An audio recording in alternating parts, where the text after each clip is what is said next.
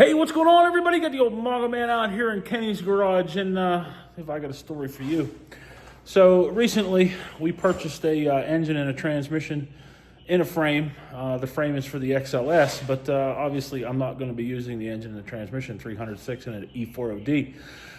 So I listed that stuff on Marketplace, as we have listed a bunch of stuff on Marketplace here recently. I left work a little early today to come here and load this thing up, and as you can see, it's still here. So the guy showed up. He was looking for a C6 and thought that this was a C6, but this is definitely not a C6. That is an E40D, based on the C6, but a little better or worse, depending on how you view things in life, right? The transmission ruined the deal. That truck only had 69,000 miles on it. It came from North Carolina, and I think it's going to be a really good deal for somebody, but it wasn't a good deal for my man, which I don't blame him. If it's not the right stuff, there ain't no sense of buying it and be stuck with it, right? So we are looking for a buyer. We also had a guy last night that stopped in and picked up some parts. If you guys remember Cooter, the old truck that we had, Cooter is no longer with us. We got rid of Cooter. I'll post in some video of that here. And Cooter was a 91 F600. That truck, we had big plans for it. We were going to make a rollback from it, but that never happened. So Cooter, we ended up making the decision that there's no way I'll ever get to that project, so we decided that it was time for Cooter to go. And KJ listed it up there on the Marketplace and found somebody over in Cadiz, Ohio that had a service truck that, long story, man, it's crazy. You get into these things and you find out, you listen to some of the stories that these guys tell. And what this guy was telling us was that the truck was his dad's, I believe, at one point. His dad ended up with stage 4 liver cancer and passed away, unfortunately. And in that scenario, he never got the titles for the trucks. But this particular truck had been built up. It was a service truck. And he had some discourse. His dad had some discourse with somebody, and well, they burnt the truck to the ground. And all he has now is a service body, a frame, and a charred cab. So he needed a cab, and well, as you saw there, that's what he got. So Cooter is going to go on to live another life as a service truck, which is awesome. I'm happy about that. We're going to get rid of the rest of it tomorrow morning. That's the plan anyway.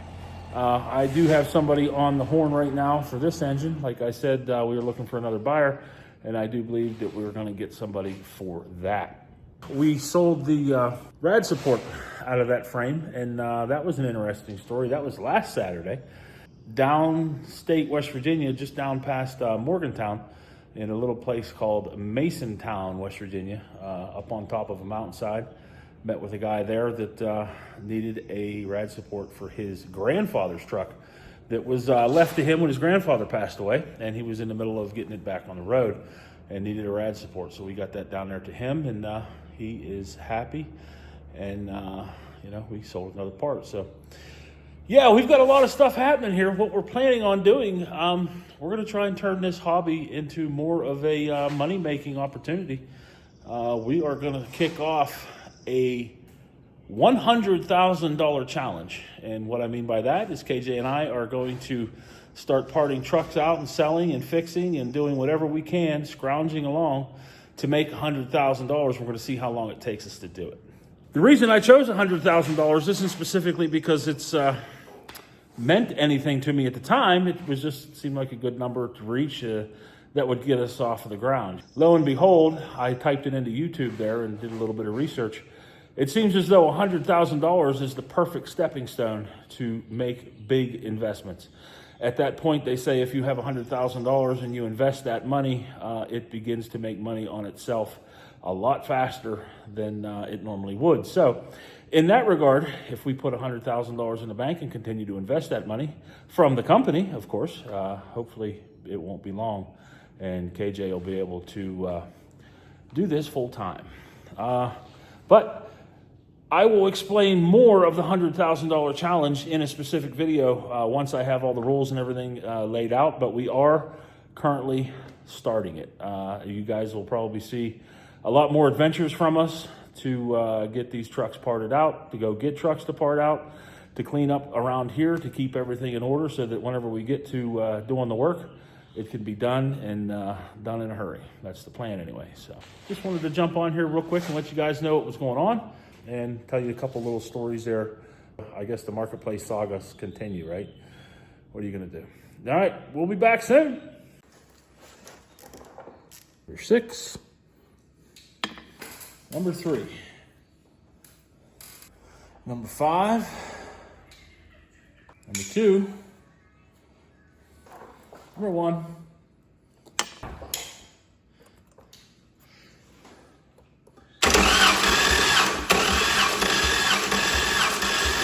Good.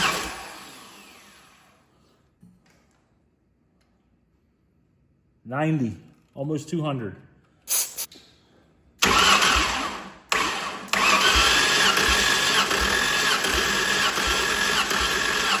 Hold it. 130.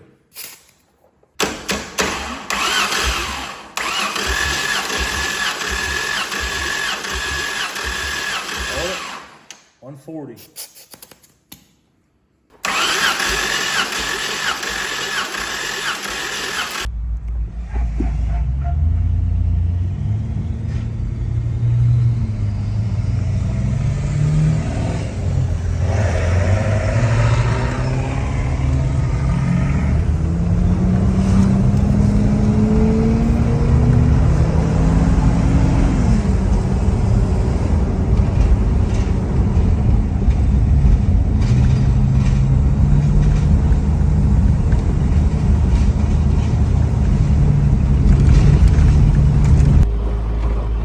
KJ, what happened to your new truck? Stopped running.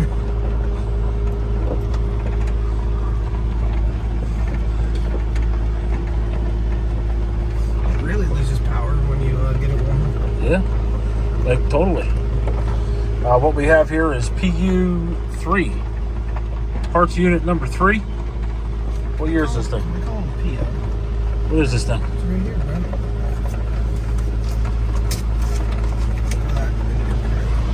It's a 1995 Ford F350 small block with a 5-speed.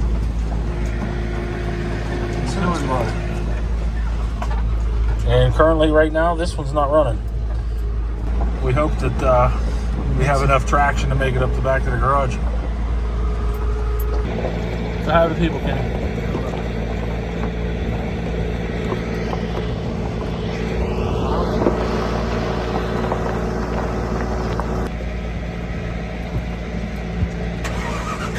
Fire right up.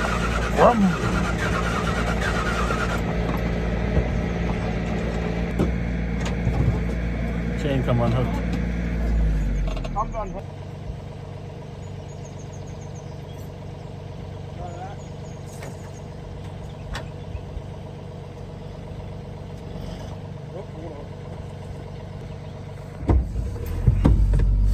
Now we're hooked to the sway bar. How thick is this sway bar? That thick. I don't think it's quite that thick. Keep tension on that chain, that way it doesn't come undone. Radio works. Turn the key off. Key's on, bro. Radio did work anyway. Windshield's just got a little crack in it. A little crack? Yeah, just a little crack. Like 7 little cracks, maybe. Are we gonna make it up here? Well, we're about to find out. Yep. Whee! Oh yeah.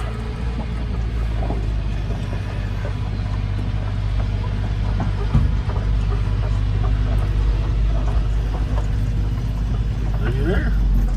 Oh. Forgot to tell you guys, we got the buggy done too.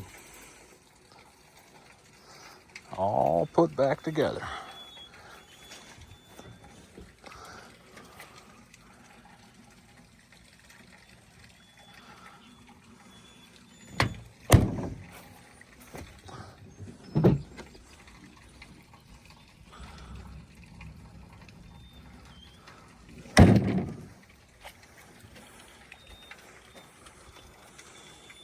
Why are you crying, Jack?